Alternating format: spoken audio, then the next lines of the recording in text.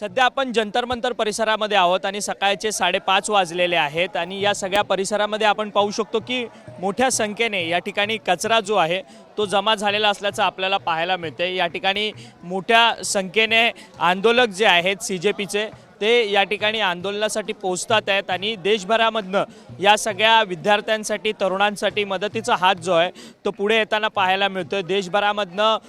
वेगवेगळ्या लोकांकडनं खरं तर जेवणाची व्यवस्था जी आहे ती होताना पाहायला मिळते आणि त्यामुळे मोठ्या प्रमाणात कचरा देखील या सगळ्याचा या ठिकाणी जमा झालेला आहे आणि या ठिकाणी जे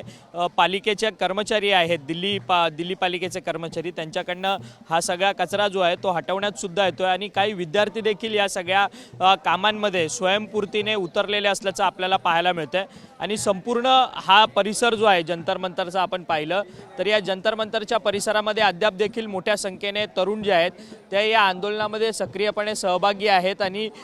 त्या आंदोलनामध्ये त्यांनी सहभाग घेतलेला आहे आणि आज रात्रभर देखील मोठ्या संख्येने तरुण जे आहेत ते या जंतर मंतर परिसरामध्ये होते आणि त्यांनी आंदोलन या ठिकाणी थांबून केलेलं असल्याचं पाहायला मिळतंय। सध्या सकाळच्या वेळेस काही विद्यार्थी या ठिकाणी विश्रांती घेताना पाहायला मिळतात परंतु मोठ्या संख्येने देशभरातून या सगळ्या आंदोलनाला जी आहे ती कुठेतरी मदत मिळालेली आहे। जेवणाची व्यवस्था असेल, पिण्याची पाण्याची व्यवस्था असेल, सॅनिटायझर्स असतील, नॅपकिन्स असतील,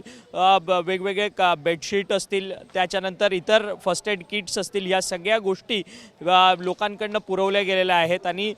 याच माध्यमातून आपण पाहू शकतो की जेवणाचे साहित्य जे आहे ते मोठ्या प्रमाणात आल्यामुळे या ठिकाणी कचरा देखील मोठ्या प्रमाणात या ठिकाणी जमलेला आहे परंतु हा कचरा जमा करण्याचं काम सुद्धा या ठिकाणच्या तरुणांनी केलेलं आहे आणि स्वयंपूर्तीने हे सगळे तरुण एकत्रित येऊन हा परिसर जो आहे तो स्वच्छ ठेवण्याच्या कामाच्या संदर्भात या ठिकाणी काम करताना आपल्याला काल देखील पाहायला मिळालेले आणि आज देखील पाहायला या ठिकाणी मिळत आहेत।